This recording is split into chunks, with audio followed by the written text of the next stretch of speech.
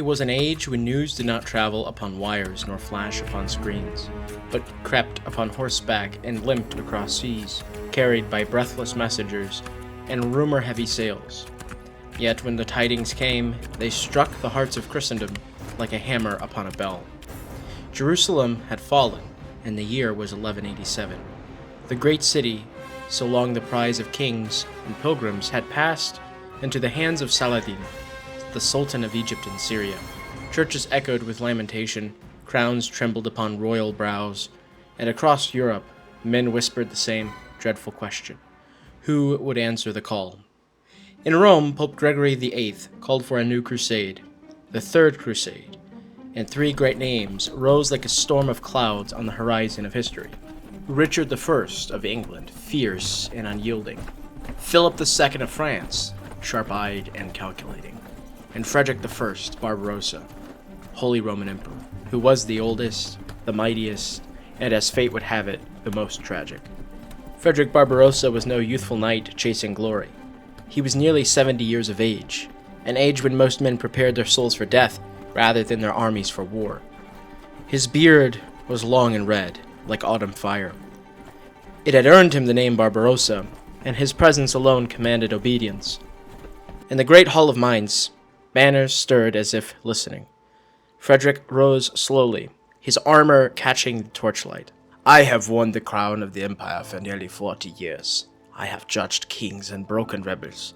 If Jerusalem is lost while I yet draw breath, then my reign is but dust in parchment." A murmur rolled through the assembly. A Duke of Swabia: "My lord, the journey is long, the seas are treacherous, you are not young." Frederick turned. His voice was calm but iron-bound.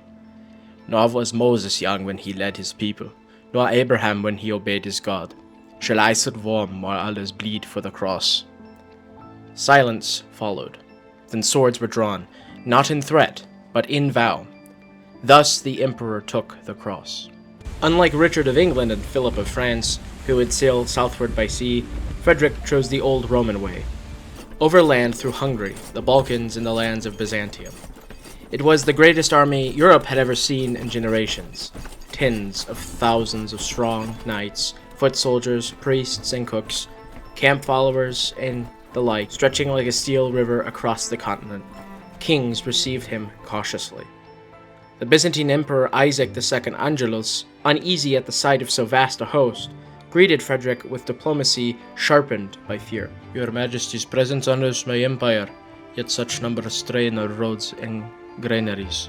Then see that your roads hold and your granaries open. I come as a pilgrim, not as a conqueror, but pilgrims must eat." The tension lingered like smoke, but the march continued. Through snow and heat, through uneasy truces and skirmishes with hostile forces, the army pressed onward. Frederick rode at its head, tireless and uncomplaining.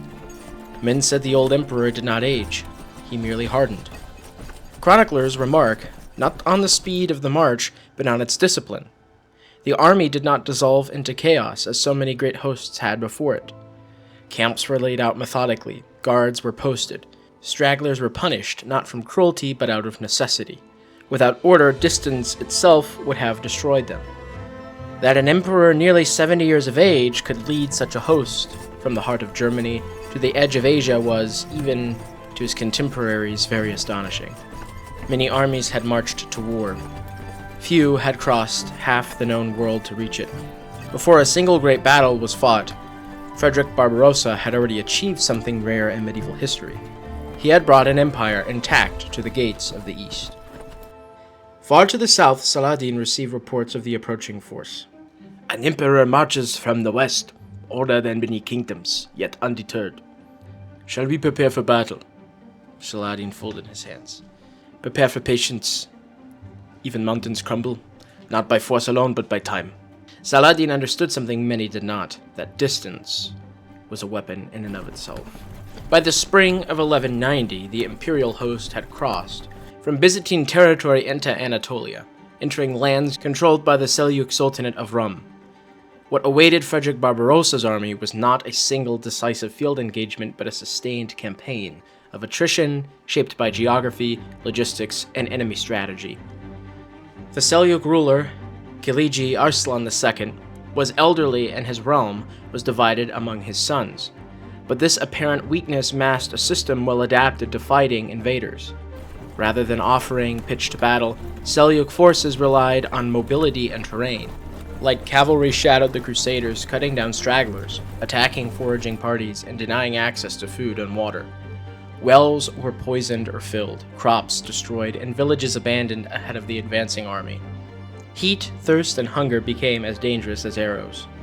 Frederick responded with discipline rather than speed. The army marched in organized divisions, maintaining tight formations to reduce vulnerability and harassment. Scouts and mounted escorts screened flanks, while strict marching order prevented panic during sudden attacks. This caution slowed progress but preserved cohesion, an essential choice given the distance already covered and the impossibility of easy resupply. By May, the Crusaders approached the Iconium, which is modern-day Konya, the Seljuk capital and the logistical heart of central Anatolia. The decision to engage was strategic. The army could not survive another stage of the march without securing provisions, animals, and water. Iconium offered all three. The Seljuks believed the Crusaders weakened beyond danger. Their forces gathered outside the city, confident that thirst and fatigue had done their work. They were wrong. Frederick called his commanders together. The plan was simple and ruthless. One force would engage the Seljuk field army directly, preventing encirclement. A second force would strike straight for the Iconium itself, where food, water, and shelter could be taken. The army would fight on two fronts. It was the only way. Frederick entrusted the assault on the city to his son, Frederick of Swabia, while he himself prepared to confront the Seljuk army in the open field. Before the advance, priests moved through the ranks. Confessions were heard and mass was said.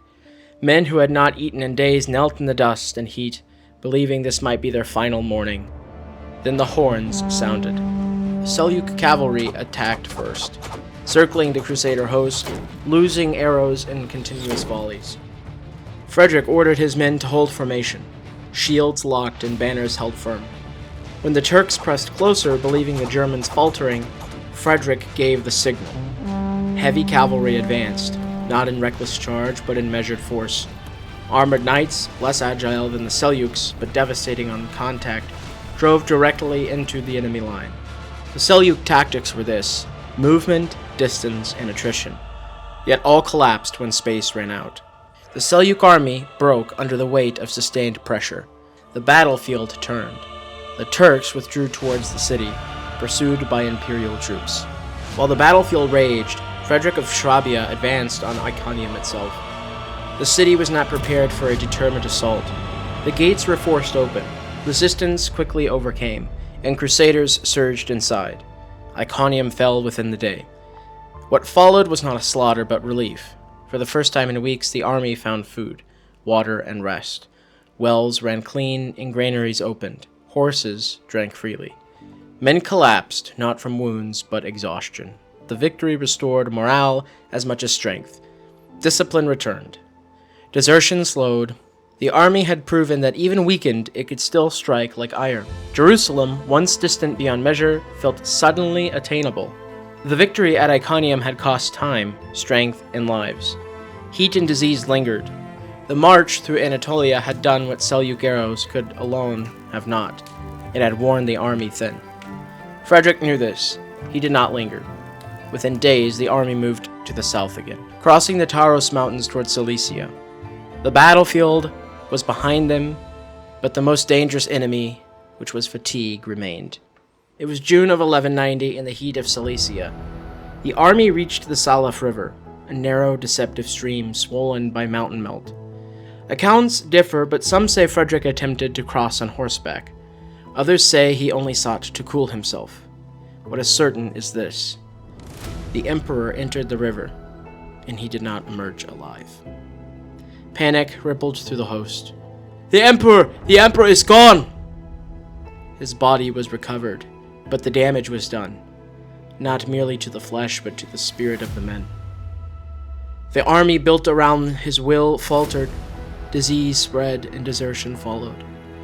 Frederick's son attempted to lead what remained onward, but the heart of the crusade had drowned in a shallow river. When Richard the Lionheart later arrived in the east, he spoke Frederick's name with respect. Had the old emperor lived, Jerusalem might have fallen to us all.